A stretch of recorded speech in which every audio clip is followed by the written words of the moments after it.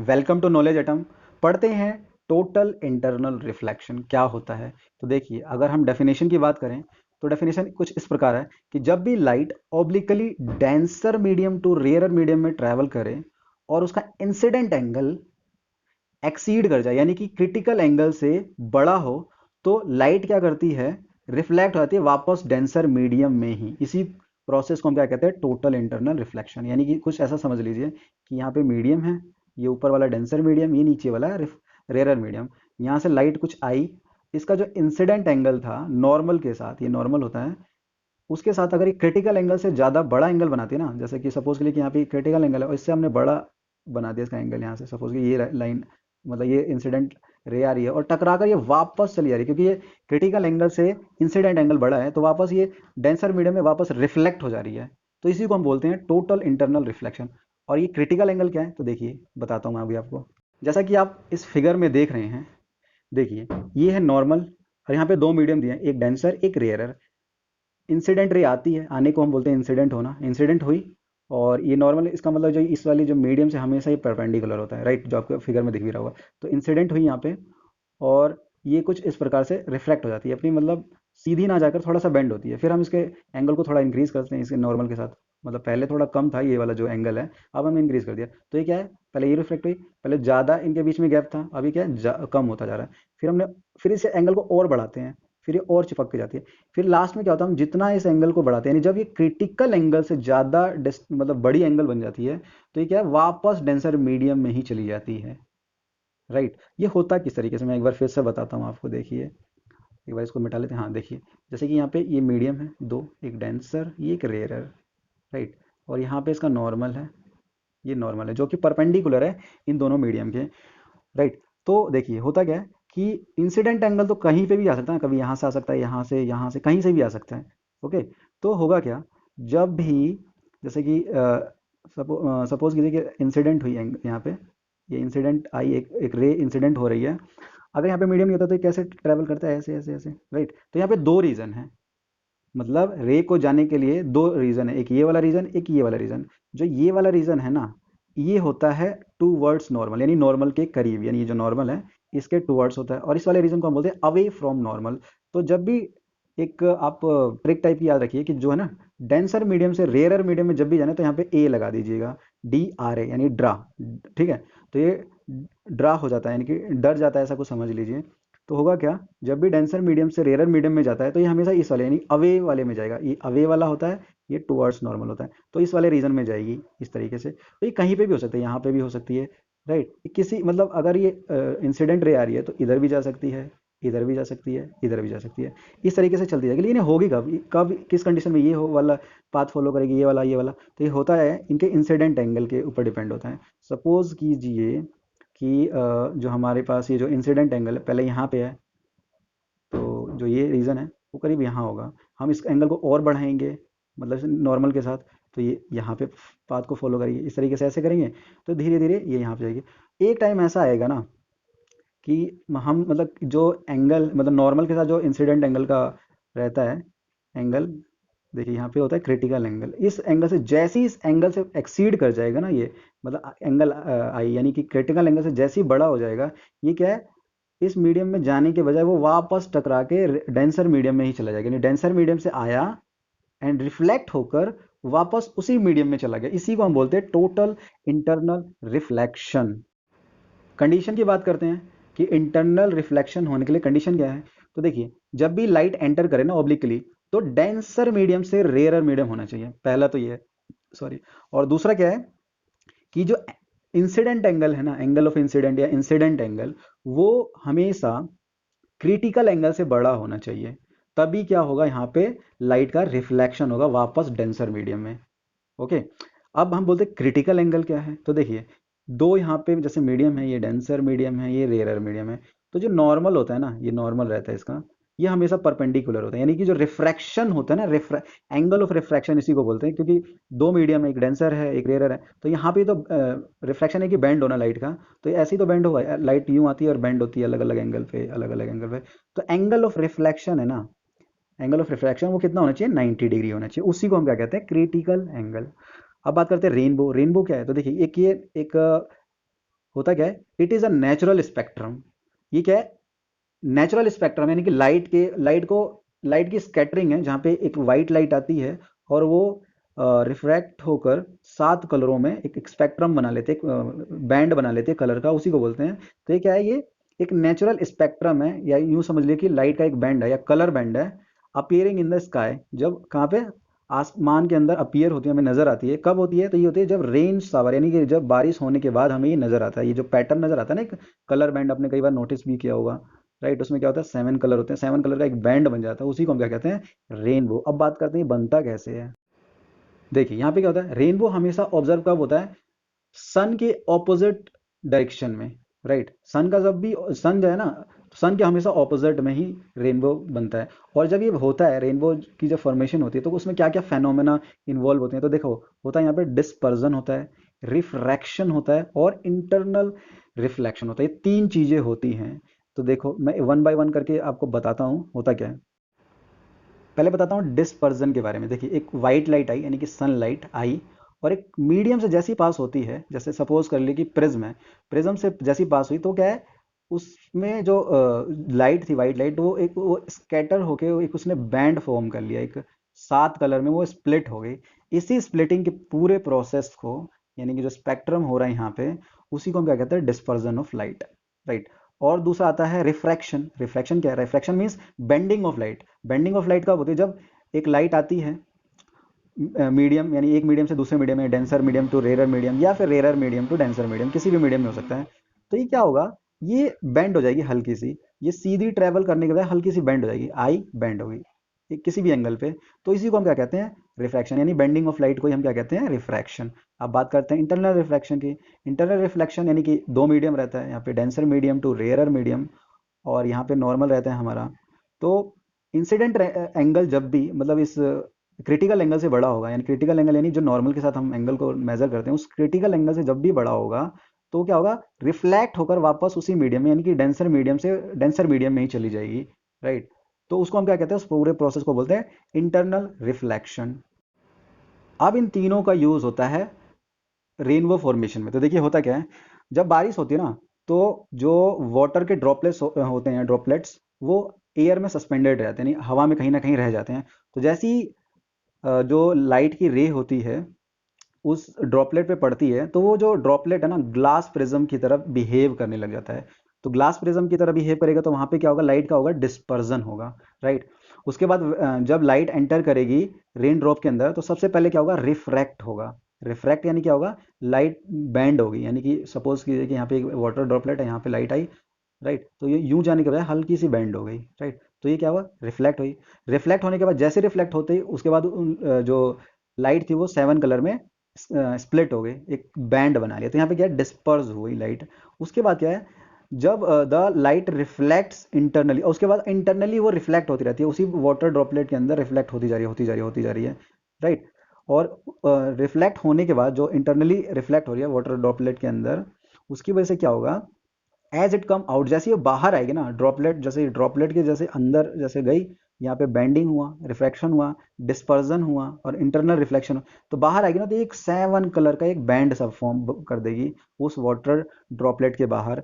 इसी जो 7 कलर के बैंड को हम क्या कहते हैं, रेनबो। आई होप आपको समझ आ गया होगा। जैसा कि देखिए, सनलाइट से जो व्हाइट लाइट आ रही है, यहाँ पे ये वाटर ड्रॉपलेट है हमारा, यहाँ पे क्या है, हल्की सी बेंड हो रही है। बेंड होने का मतलब रिफ्रैक्शन हो रहा है, और बेंड होते ही ये क्या है, 7 कलर में स्प्लिट भी हो गई, स्प्लिट हुई।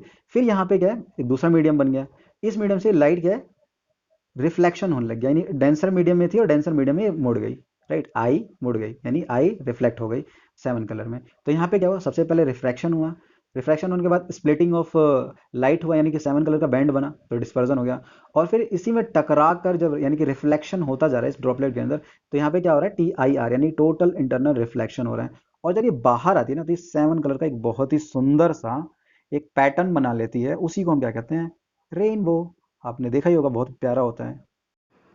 पढ़ते हैं एटमॉस्फेरिक रिफ्रैक्शन, यानी कि एटमॉस्फेयर में जो रिफ्रैक्शन होता है, किसका, लाइट का। तो देखिए, रिफ्रैक्शन माने मैं एक बार फिर से बता देता हूँ। जैसे कि मीडियम है, 2 मीडियम, एक ऊपर है डेंसर, नीचे है रेयर, या फिर आप ऊपर रेयर ले लीजिए, नीचे डेंसर ले लीजिए, बात में कोई फर्क नहीं आता। तो देखिए, यहाँ पे हमारा होता है नॉर्मल, राइट। तो लाइट आती है ऐसे इंसिडेंट होती है, राइट। उसके बाद ये बेंड हो जाती है, बेंड हो जाती है। मतलब मैं ये पूरा प्रोसेस बार बार नहीं बताऊंगा कि किधर की तरफ बेंड हो रही है, अगर क्योंकि मीडियम पे डिपेंड करता है। चलो मैं बता ही देता हूँ एक बार फिर से।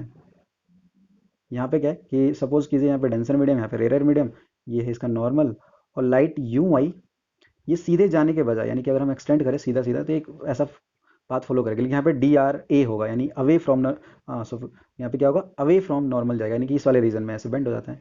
तो क्या है, लाइट आई और बेंड हो गई। तो ये क्या होता है ना, जब एटमॉस्फेयर में ना बहुत सारे ऐसी लेयर होती है ना, एटमॉस्फेयर में बहुत सारे एक लेयर बन जाती है एटमॉस्फेयर की, तो वहाँ पे क्या है, लाइट की बेंडिंग होती रहती है बार बार। सपोज कीजिए कि एक ऐसे है, ये हमारा अर्थ है सपोज कीजिए, और यहाँ पे एक ये क्या है, एटमॉस्फेयर की लेयर है, बहुत सारी लेयर है, बहुत सारी। तो सपोज कीजिए लाइट ऐसे आई, सन की लाइट ऐसे आई, और यहाँ पर उसने वही प्रोसेस किया, हल्की सी बेंड हो गई, राइट। फिर सपोज कि यहाँ पे सपोज कीजिए रेयर था, यहाँ पे डेंसर था, उसके बाद डेंसर फिर और ज़्यादा डेंसर हो गया, तो फिर और बेंड होगी। फिर सपोज कि यहाँ पे रेयर है तो और ज़्यादा इधर, मतलब लाइट आ रही है, कभी यूं बेंड हो रही, कभी यूं, कभी यूं, कभी यूं। तो इस तरीके से धीरे धीरे बेंड हो के हमारे पास अर्थ पे ये इसकी लाइट हमें अपीयर होती है। तो इस तरीके से क्या होता है, एटमोस्फेरिक रिफ्रैक्शन होता है। इसकी वजह से क्या होता है, तो देखिए जो आपने देखा होगा ना, कोई भी ऑब्जेक्ट हमें फ्लिकर होता नजर आएगा। कोई भी अगर आग के पीछे कोई चीज़ है, तो जैसे बल्ब होता है ना, तो कई बार धूल मिट्टी के कारण हमें जो बल्ब की रोशनी है उसकी लाइट हमें कैसे फ्लिकरिंग करते हुए नजर आएगी। और आपने ये भी देखा होगा, जो स्टार्स होते हैं होरिजन के पास, होरिजन आप समझते होंगे जैसे कि ये हमारा अर्थ है, और होरिजन माने कि ये वाला जो मतलब हॉरिजॉन्टल होता है ना, हॉरिजॉन यानी यहाँ पे अगर कोई स्टार है, तो क्या होगा, वो हमें ऐसा लगेगा यहाँ ना नजर आने के बजाय हमें यहाँ नजर आएगा, मतलब अपने एक्चुअल पोजीशन से वो पीछे नजर आएगा, ये होता है। और हमें क्या होगा, जो सनसेट और सनराइज हमें एडवांस में दिखेगा, पहले ही दिखेगा, यानी सूरज अभी उगा नहीं है लेकिन हमें पहले ही दिख जाएगा। सपोज कि सन यहाँ पे है, लेकिन हमें वो यहाँ नजर आएगा, ओके। अगर उसको मान लो सनसेट के टाइम वो डूब चुका है, मतलब सनसेट हो चुका है, लेकिन हमें अपीयर यहाँ पे होगा। ये होता क्यों है, एटमॉस्फेरिक रिफ्रैक्शन की वजह से, क्योंकि लाइट मतलब होता कि बहुत सारे लेयर होने की वजह से एटमॉस्फेरिक, लाइट बेंड होते होते होते आती है, फिर अगर हम नज़र आता है तो वो हमें एक्चुअल में यहाँ नज़र आ रहा होता है, राइट। अगर मैं बात करूँ, और दूसरा है कि जो जो सन डिस्क है वो कैसा फ्लैट नज़र आता है, जो सन उस टाइम हमें एकदम चपटा टाइप नज़र आता है, डिस्क की शेप में नज़र आता है। और जो तारे जो स्टार्स होते हैं उनका चमकना होता है, twinkling of star, atmospheric refraction की वजह से होता है। और ये सारे क्वेश्चन ना बड़े इंपॉर्टेंट हैं, मतलब एटमॉस्फेरिक रिफ्रैक्शन की वजह से क्या क्या होता है, डायरेक्ट उसमें पूछ लेता है कि ट्विंकलिंग ऑफ स्टार किसकी वजह से है, तो वहाँ पे चार ऑप्शन दे देंगे, रिफ्लेक्शन की वजह से हो रहा है या रिफ्रैक्शन की वजह से हो रहा है। तो ये आपको पता होना चाहिए कि हमेशा रिफ्रैक्शन यानी कि बेंडिंग ऑफ लाइट, रिफ्रैक्शन हमेशा याद रखिए कि लाइट हमेशा एक मीडियम से दूसरे मीडियम में जब ट्रैवल करते हो, लाइट हमेशा बेंड होती रहती है, बेंड होती रहती है। उसी को हम क्या कहते हैं, रिफ्रैक्शन। तो ट्विंकलिंग ऑफ स्टार रिफ्रैक्शन की वजह से होता है, एटमोसफेयर में जो रिफ्रैक्शन हो रहा है। और सनराइज और सनसेट ये बहुत इंपॉर्टेंट है, ये किसकी वजह से होता है, एटमोस्फेरिक रिफ्रैक्शन की वजह से। और जो स्टार है वो होरिजन के पास हमें थोड़ा हाई ऊपर नज़र आता है, किसकी वजह से, रिफ्रैक्शन की वजह से। तो ये सारी चीज़ें बहुत इंपॉर्टेंट है, आप इसको याद रखिएगा। ये सारी जितने भी ये डिपेंडेंट हैं एटमॉस्फेरिक रिफ्रैक्शन के ऊपर, ये काफ़ी इंपॉर्टेंट है। तो देखिए आप ये जैसे स्टार को ही देख लीजिए कैसे आता है नज़र, ये बैंड होने की वजह से जब हम इसको पीछे, इसका वर्चुअली हम इसको एक्सटेंड करते हैं, तो स्टार यहाँ की वजह हमें थोड़ा ऊपर नज़र आता है, राइट। मतलब इसकी जो, क्योंकि यहाँ पे ना एटमॉस्फेयर में जो एक लेयर होती है ना बहुत सारी, उसकी वजह से ये बनता है, और रिफ्रैक्ट होते होते हमें यहाँ पे नज़र आने लग जाता है। और हर एक रिफ्रैक्ट होने के पीछे क्या होता है, उसका रिफ्रैक्टिव इंडेक्स अलग हो जाता है। सपोज कीजिए यहाँ पे जो मिट्टी और धूल के जो वहाँ पे पार्टिकल्स है बहुत ज़्यादा है, डेंसर है, यहाँ पे थोड़े कम है, तो ये इसके लिए डेंसर हो जाएगा, ये इसके लिए रेयर हो जाएगा, राइट। इसी की वजह से हमें क्या, जो सनराइज है वो हमें एडवांस में नज़र आएगी, ये सॉरी ए है, एडवांस में नज़र आएगी, राइट। सनसेट, सपोज कि यहाँ पे क्या है कि सन अभी नीचे ही है, मतलब हॉरिजन से नीचे है हमें, लेकिन यहाँ पे नज़र आएगा। सनसेट के टाइम में भी ऐसे ही जब नीचे चला जाता है लेकिन हमें ऊपर नज़र आता है। ये किसकी वजह से, एटमॉस्फेरिक रिफ्रैक्शन की वजह से होता है। और ट्विंकलिंग ऑफ स्टार भी इसी की वजह से होता है, हमें उसकी एक्चुअल पोजीशन नहीं पता लगती, कभी हमें स्टार इधर नज़र आएगा, कभी हमें इधर नज़र आएगा, कभी इधर, मतलब वो फ्लक्चुएट होता रहेगा। बिकॉज क्योंकि वहाँ पे जो लाइट है उसका एटमॉस्फेयर में रिफ्रैक्शन हो रहा है, यानी कि उसकी लाइट की बेंडिंग होते जा रही है कॉन्टिन्यू, कभी इधर नजर आ रहा है, कभी इधर।